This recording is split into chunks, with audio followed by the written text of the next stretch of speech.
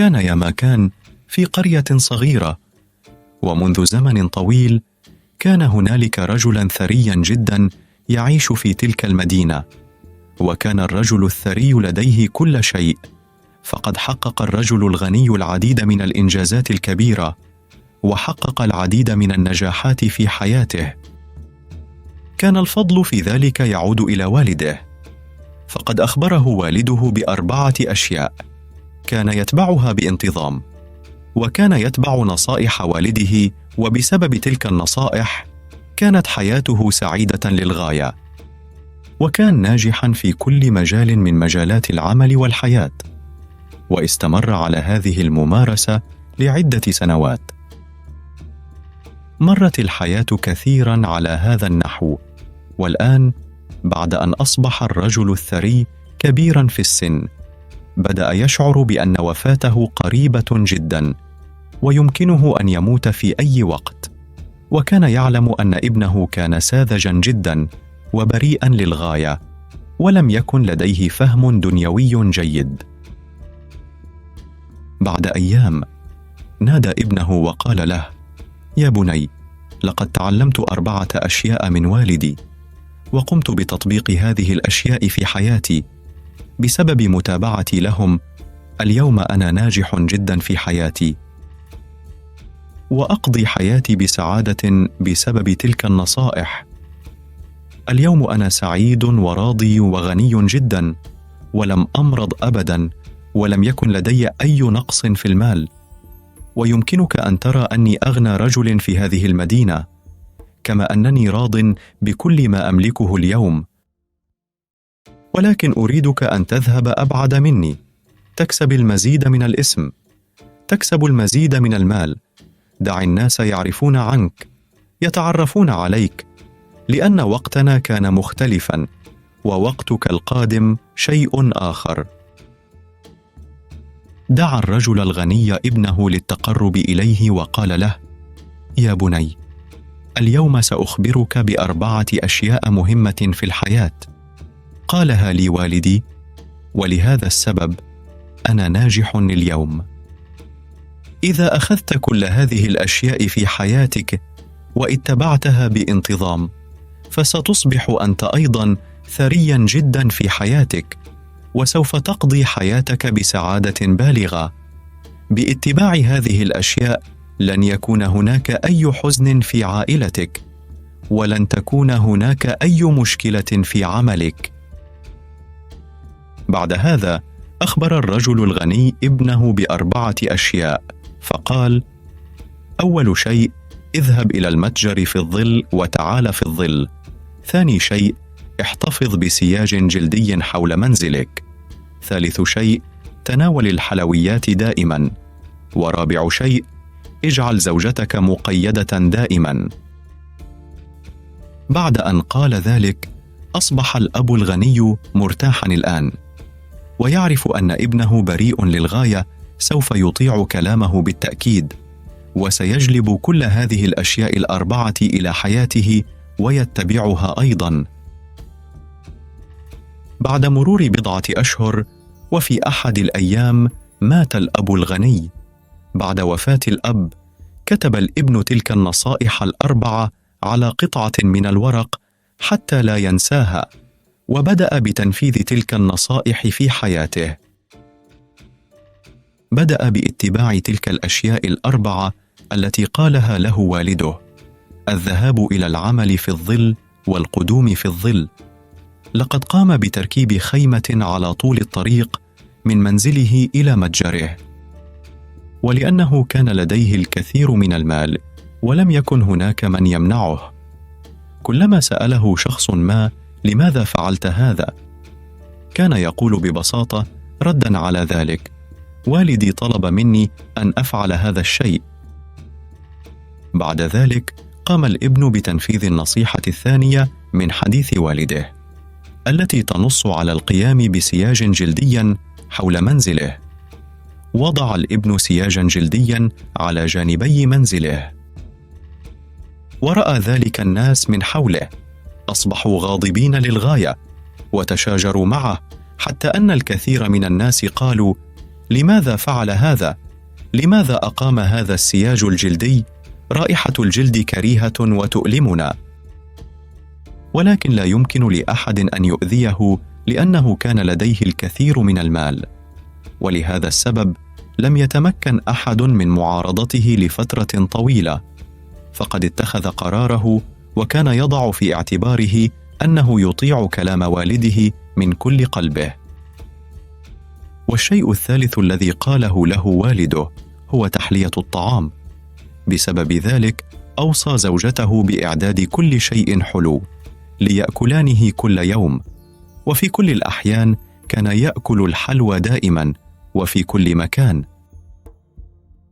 وأخبره والده بشيء رابع، أن يبقي دائما زوجته مربوطة.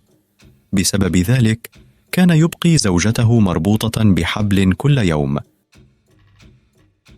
مرت أيام عديدة على هذا النحو، وسرعان ما أصبحت حياة الابن بطيئة، وبدأت شركته الكبيرة ومتجره في التوقف، وكان عدد العملاء يتناقص كل يوم، لأنه كان يذهب إلى المتجر عندما يشعر بالرغبة في ذلك، ويعود إلى المنزل عندما يشعر بالرغبة في ذلك. لم يكن مهتما بأعمال والده، ولهذا السبب كان جميع عملائه الآن غاضبين منه، وكان جميع عملائه يغادرون المتجر واحدا تلو الآخر. لهذا السبب عمله بالكامل وصل الآن إلى طريق مسدود في غضون بضعة أشهر. وقد دمر العمل الذي كان والده يوحد فيه دمه وعرقه تماما، وقد انخفض عمله كثيرا بسبب ذلك، وكان منزعجا وقلقا للغاية.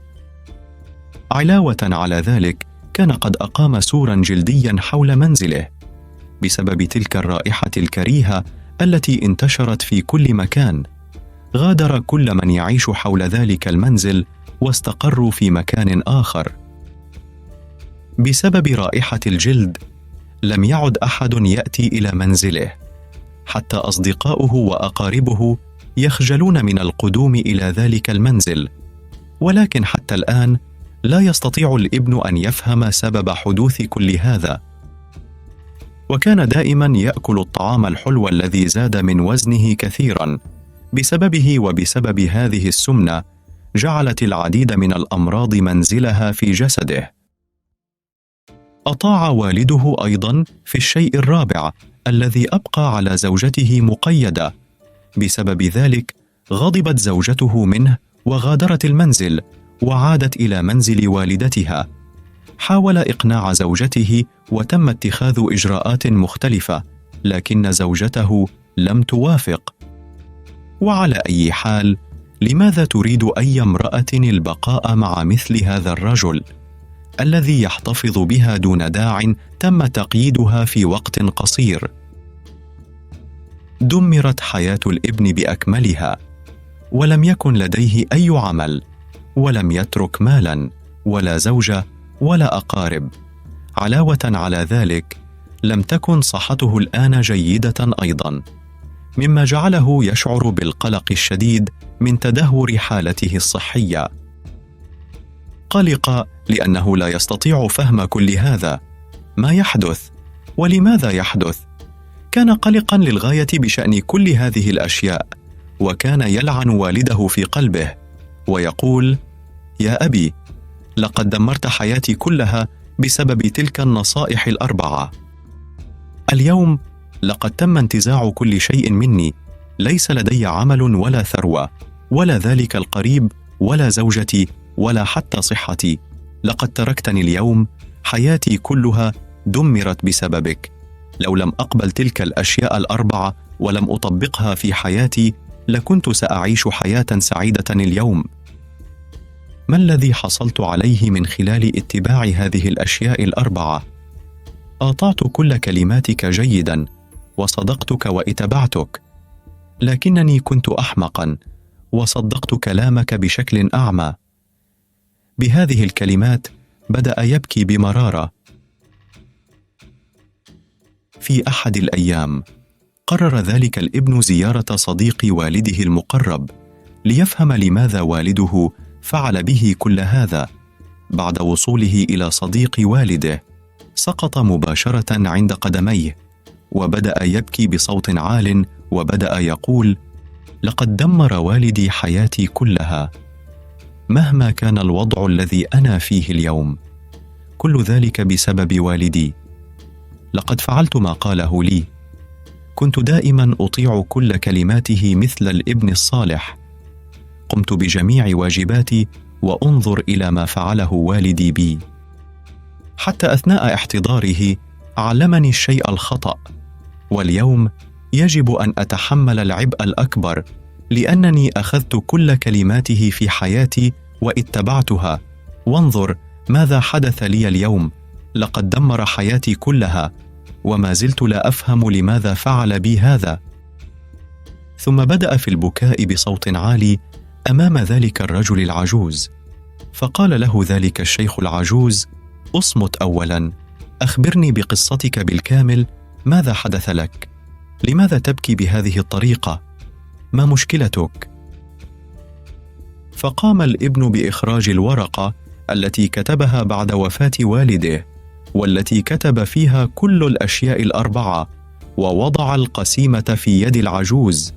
فأخذ ذلك العجوز الورقة وبدأ في القراءة، وبمجرد أن قرأها بدأ يضحك بصوت عال ويقول لذلك الابن: يا لك من أحمق، أنت أبوك أعطاك كل معرفة العالم، ولكنك لم تستطع فهمها ولم تتمكن من متابعتها بشكل صحيح، ولقد أوضح لك والدك الطريق الصحيح. كان والدك يختبرك ما إذا كنت تستطيع فهم كلماته أم لا، وهل أنت قادر على فهم ما يقصده أم لا. كان بإمكانه إخبارك جيداً بما يعنيه، لكنه أراد منك أن تعرف معنى هذه الأشياء بنفسك وتفهم بنفسك ما تعنيه هذه الأشياء. ولكن يبدو الآن كما لو أن ذكاءك قد أصبح فاسداً تماماً، ولم أرى أحمقاً أكبر منك، من لديه مثل هذه المعرفة العظيمة للحياة. كيف يمكنه أن يفعل مثل هذه الحماقة العظيمة؟ ليس لديك أي معرفة ولم تكتسب أي معرفة على الإطلاق. لو كنت قد فهمت المعنى الحقيقي لهذه الأشياء فإنك أيضاً ستكون ناجحاً في حياتك مثل والدك. كانت حياتك ستستمر بسعادة، ولكنك أحمق جداً لدرجة أنك أسأت تفسير كلمات والدك ولم تفكر حتى في معنى تلك الأشياء. كان من الممكن أن تقابل رجلاً حكيماً كنت ستستخرج منه معنى ذلك الشيء، ولكن بما أنك فهمت كلمات والدك بنفسك فهذا لا يعني أنه أراد منك ما فعلت. فقال الابن: ماذا تريد أن تقول؟ هل أنا لا أفهم كلمات والدي بشكل صحيح؟ لقد أخبرني كل شيء بوضوح وأخذته في حياتي بنفس الطريقة، فما الخطأ الذي ارتكبته في هذا؟ ما تفسير ما قاله لي والدي؟ بدأ العجوز يبتسم مرة أخرى وقال للابن: إن هذه الأشياء التي كتبت هنا لها معنى عميق، لهذا السبب فعلت هذا الغباء، ولهذا السبب أهدرت حياتك كلها، ولكن لم يحدث شيء حتى الآن، لا يزال لديك الكثير من الوقت. إذا كنت تريد العمل الجاد من الآن فصاعدا، يمكنك مرة أخرى تحقيق السعادة والازدهار في حياتك. فقال الابن: حسنا، من فضلك اشرح لي معنى هذه الأشياء الأربعة. فقال العجوز للابن: إن والدك أخبرك أن تذهب إلى العمل في الظل وتعود في الظل، وهذا يعني أنك تصل إلى المتجر قبل شروق الشمس، وأن لا تعود إلى المنزل إلا بعد غروب الشمس، حتى تحصل على الحد الأقصى من الوقت في المتجر، فستكون قادراً على فهم هذا العمل بشكل جيد للغاية، وستكون قادراً على القيام بذلك العمل بشكل جيد، وستكون قادراً على استخدام عقلك لزيادة هذا العمل. لكنك قد أخرجت المعنى الخاطئ، ولقد قمت بتركيب مثل هذه الخيمة من منزلك إلى المتجر، بحيث يمكنك أن تأتي في الظل وتذهب في الظل. أخبرني، هل فهمت المعنى الحقيقي لكلمات والدك هذه؟ عند سماع الابن هذا بدأ بالبكاء بصوت عال وقال: لقد كان خطئي، لقد أخطأت في تفسير كلمات والدي، لقد دمرت حياتي تماما، لقد أخطأت في فهمها، كم أنا غبي. ثم قال الابن: ما هو تفسير الشيء الثاني؟ ما معنى ذلك بشكل أكبر؟ أثناء شرح معنى النقطة الثانية التي يقولها العجوز قال: لإنجاز سياج جلدي، يعني أن تحتفظ بكلب أو قطة في منزلك. عندما تحتفظ بسياج جلدي في منزلك، سوف تحمي منزلك من جميع الجهات، ستكون عائلتك آمنة تماما، وستتمكن من التركيز على المتجر دون القلق، وتكون خاليا من الهموم. هذا هو المعنى الحقيقي لإنجاز سياج جلدي، ولكنك استبعدت معنى إنجاز سياج جلدي تماما. ملأت جدار منزلك بالجلد، مما أدى إلى انتشار الرائحة الكريهة في كل مكان حولك. كما ترك الجيران منازلهم وذهبوا إلى مكان آخر، ولهذا السبب بدأ الناس يكرهونك، وهذا أيضا سبب تدميرك. ثم تساءل الابن مجددا وقال: كل هذا جيد، ولكن ماذا عن تحلية الطعام؟ فقد كنت آكل الحلوى كل يوم حسب كلام والدي، واليوم ترى كم أصبح جسدي ثقيلا، وأصبت بالعديد من أنواع الأمراض التي أحاطت بي. هل كنت أسيء فهم هذا الأمر أيضا؟ في هذا قال العجوز: نعم، لقد فهمت المعنى الخاطئ لهذا الشيء. وكذلك معنى تناول الحلويات هو أنه كلما شعرت بالجوع عليك أن تأكل، ليس قبله ولا بعده. وإذا لم تكن جائعا وحصلت على طعام فلن تقدر هذا الطعام أبدا، لن يكون هذا الطعام حلوا بالنسبة لك أبدا. مهما كنت رائعا فلن تتمكن أبدا من تقديره، ولن تتمكن أبدا من احترامه. ولكن عندما يكون الشخص جائعا للغاية، حتى لو وضع الخبز الجاف أمامه فسيكون ذلك كافيا بالنسبة له. ولهذا السبب كان والدك يقول: حلو الطعام، لأنه عندما يجوع الإنسان في ذلك الوقت يأكله مثل الرحيق بالنسبة له. وفي حين أن الشخص عندما لا يكون جائعا ويأكل في مثل هذا الوقت فهو بالنسبة له مثل السم، يمكن أن يسبب له الكثير من الأذى. ولكنك أخذتها أيضا بشكل خاطئ، وبدأت في تناول الحلويات كل يوم، والذي بسببه بدأت تكتسب وزنا، والعديد من الأمراض استقرت في جسمك، وكان ذلك يجعلك أقرب إلى الموت. فمن اليوم فصاعدا تناول الطعام فقط عندما تكون جائعا جدا، سيكون ذا فائدة كبيرة لك، وسيساعدك أن تجعل جسمك دائما يتمتع بصحة جيدة. وكان هذا خطأك الثالث بسببه الذي دمرت حياتك بأكملها. بعد ذلك تساءل الابن مرة أخرى وقال: النصيحة الرابعة لقد تمت كتابتها بوضوح شديد، وهي أن أبقي زوجتي مقيدة. فهل هذا يعني أيضا شيئا آخر؟ هل أسأت فهم ذلك أيضا؟ في هذا يقول الرجل العجوز: نعم يا بني، إن إبقاء زوجتك مقيدة لا يعني أنك تبقيها مقيدة بحبل كل يوم، بل يعني أنه كلما حدث خلاف بينكما فلا تترك يدك على زوجتك. ما دام زوج المرأة على علاقة معها فهي ملزمة في علاقتها، وإنها تبذل كل جهد ممكن للحفاظ على علاقتها على أكمل وجه. وفي مثل هذا الوقت إذا كان هناك بعض الشجار بينكما، لا تترك يد تلك المرأة، فلن تتركك أبدا. وأنت تعذب زوجتك، كيف لا تتركك؟ كان يقصد والدك أن يقول أن من يرتبط بك في علاقة اربطه في علاقتك، بحيث يكون لك ولا يستطيع أن يؤذيك حتى بعد المشاجرات والمشاحنات. لا يستطيع فعل أي شيء خاطئ معك ولا يمكن استغلالك. حافظ دائما على علاقاتك مقيدة ولا تتركها مفتوحة، وإلا فإنها ستنزلق من بين يديك، ومعظمنا يرتكب نفس الأخطاء في حياتنا، ولهذا السبب يفقدون علاقتهم.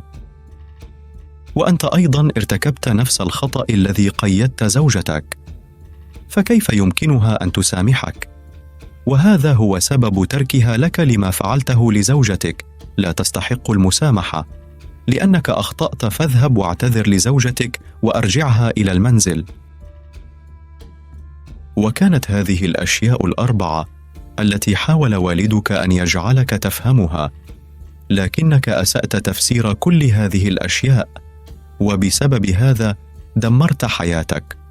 وبهذه الكلمات أكمل الرجل العجوز كلامه. فهم الابن كل أخطائه.